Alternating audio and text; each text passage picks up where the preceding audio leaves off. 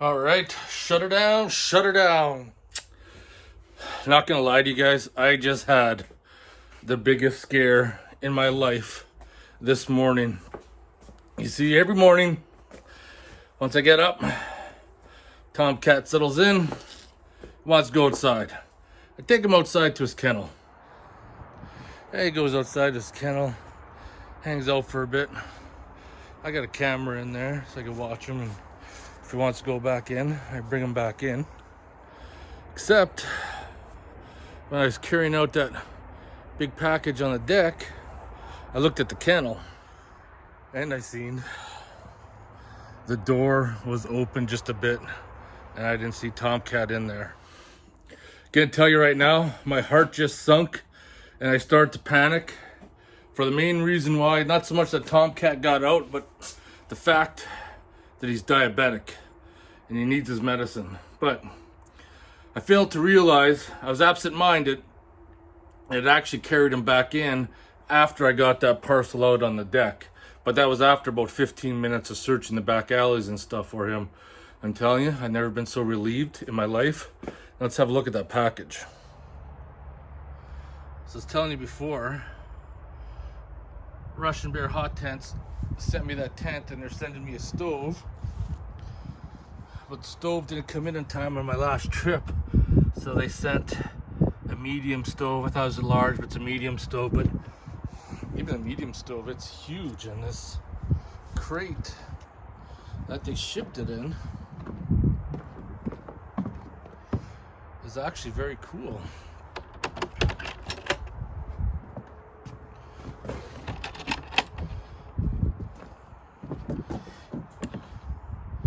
There's the box right there. It's nice that they shipped it in a wooden crate because they know the courier people would beat it up. Let's unbox this.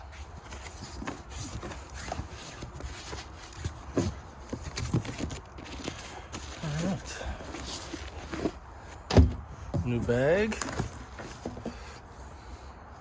That's a little beat up. I'll straighten that out.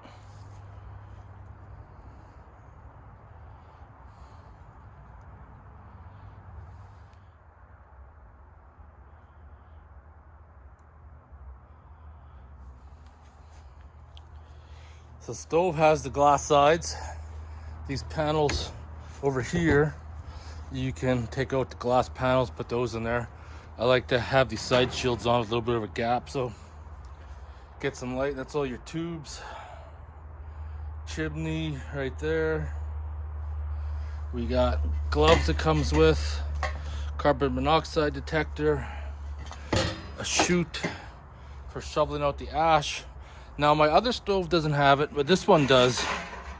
And someone may correct me if I'm wrong, but I'm gonna guess that is to shovel the ash out on there and then you just take it out.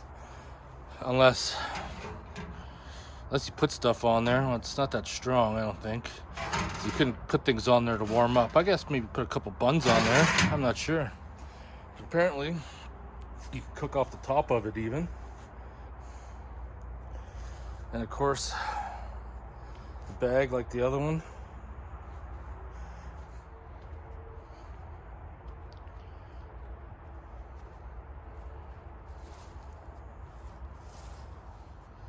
What's cool about the bag is that it has this pouch. I just put some newspaper in there to help get a fire going.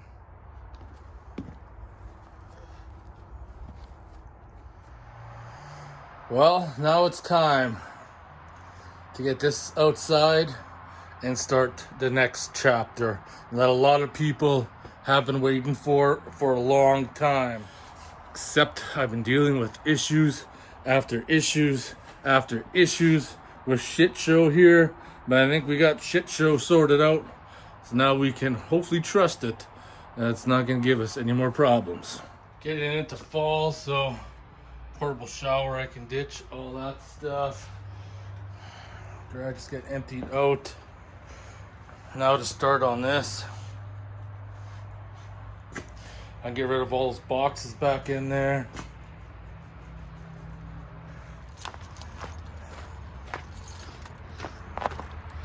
Telling you, Shit show never fails around here. Damn starter. I just use this jump starter to get it going. It didn't seem like the battery was dead. I just need that extra oomph. You have to do a battery test on it. I mean, it wasn't sitting that long. A few days only. Now one of the issues is that once I get inside the garage, I will have to modify the exhaust because there's no way to get the starter out or access to the starter unless the exhaust is dropped or modify one of the piping. Then I got in the garage, just want to throw this. Oh yeah, forgot. Can't lift up the hood. Throw this battery tester on her. Now, just to be honest or fair, this battery has been in the Jeep a long time. I don't even know how many cold cranking amps it is now. Testing.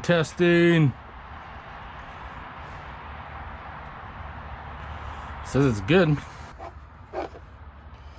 State of health 77%, state of charge 23%. Good recharge. It's been a minute. Some stickers have stayed on, some have fallen off. Man, this was a great project. I just can't wait to finish it. And now I'm about to, one of the things I want to do too is want to build like an enclosure for this cone since the setup's been working well. Build like a shield for it. And Doms, I'm so glad that you didn't escape today. I was so worried that you escaped, but I brought you back in.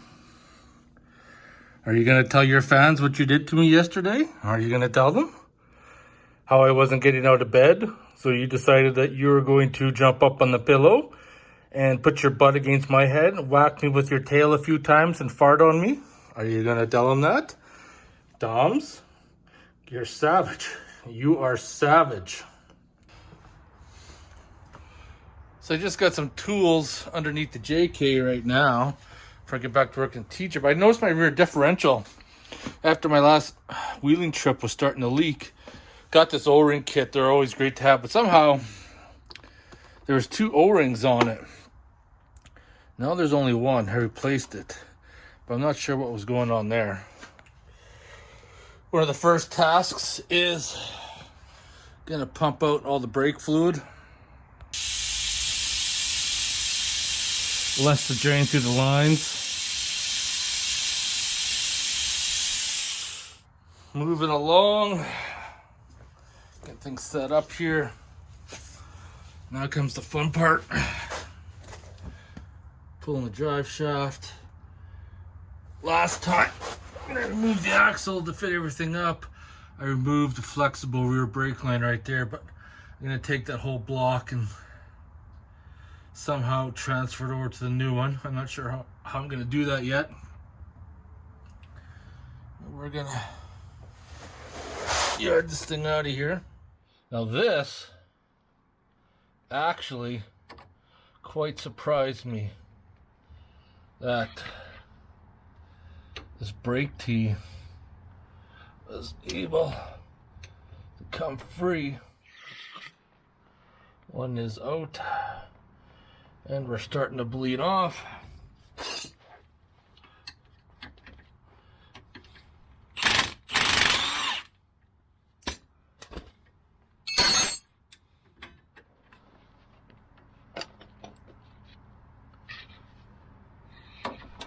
So bizarre that this breather tube is 14 millimeter.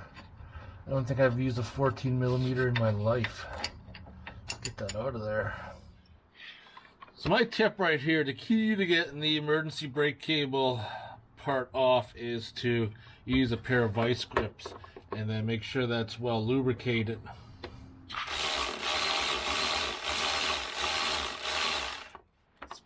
going to pull the shocks off. Once the shocks are off, I'm gonna then pull the tires out.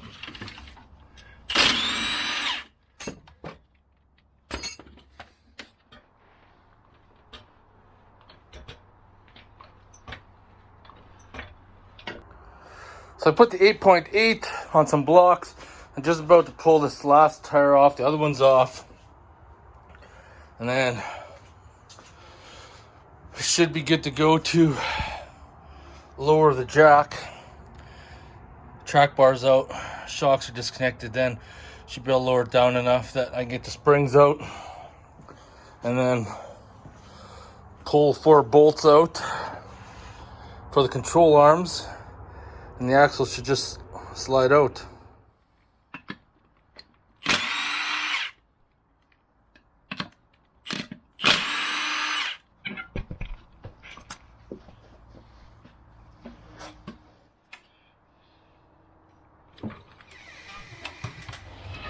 Now with one spring already out, theoretically, should just come out easier. They're out. Almost out, springs are out, 4 bolts.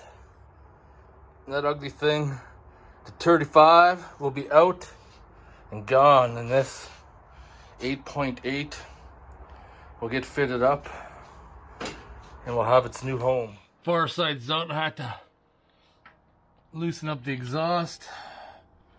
2 more bolts. Ready to rock and roll.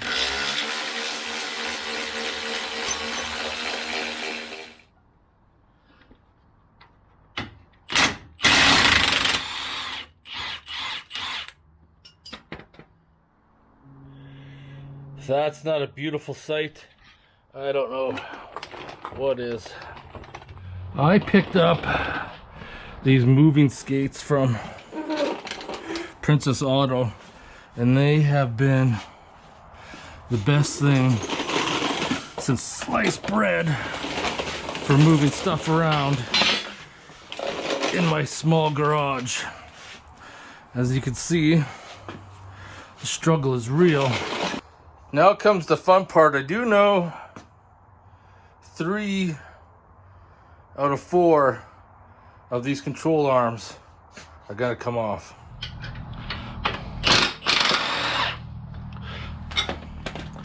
One control arm off.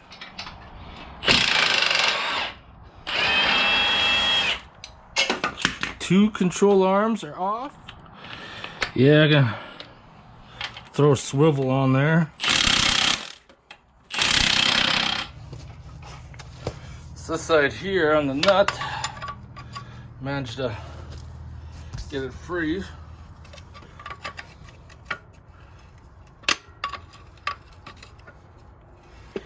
So I used Big Bertha, put it on that side, so I'll know this control arm will definitely come out.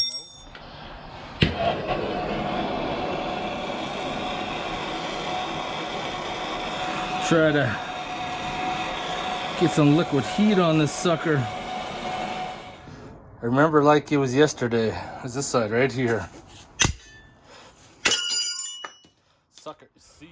Got that thing to move. I drilled a hole through the nut. Broke the tension. It's still tight, but I'm able to use the rubber mallet and spin it. So this is my pro tip. If you're trying to remove C's bolt, it just won't come out. Like that lower control arm, drill a hole through it, it managed to come right off. Even using heat, WD-40, not sure what it was, but somehow she was right seized on. And you could tell by the stress on the nut that she was not moving, but she's out. So this is my contraption since I'm gonna go out cutting wood. Wood supply is pretty low. And I gotta take my trailer now since I don't have a truck. And hauling a gas chainsaw in the cab just reeks. So I have this bin. Chainsaw's obviously too big. Started it up, cut a hole through the side, put a jerry can in there so I could still fit it in the back of my trailer and strap it down.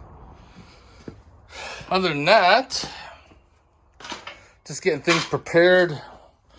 This pump actually still works, so I just put a quick connect on it and some wires because I can definitely use it for pumping stuff out. And then I got all the parts for the lower control arms here, so I can start cutting those down to size and getting them all fitted up, tacked, and then we can install the axle.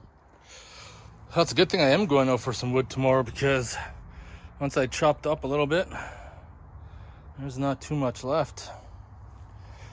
I had to get a new chunk of wood for splitting logs. This one here is a little beat up and abused, and pretty soon this little girl's gonna split in half. She's all nice and rounded and broke in from years of use, and yeah, I think it's time to shut her down. All right, it's motherfucking beard time. It's kind of weird seeing the old TJ inside the garage again. It's kind of like bringing back memories when doing the old LS Vortec swap. Anyways, I'm gonna crack open a Keystone. Just gonna have a logger tonight. Keep it nice and easy. Tomorrow, going to head out, chop some wood, get all my wood for the winter time. Hopefully, gonna head out McLean Creek area. Already printed off my TM66 permit.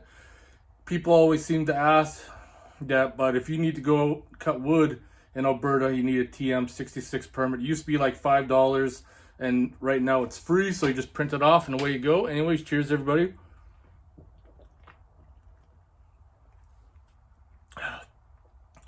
We accomplished a lot in this video, and I'm looking forward to what's going to happen next. So I want to thank everybody for watching. If you have any questions or comments, post them below. Otherwise, I'll see you guys in the next one.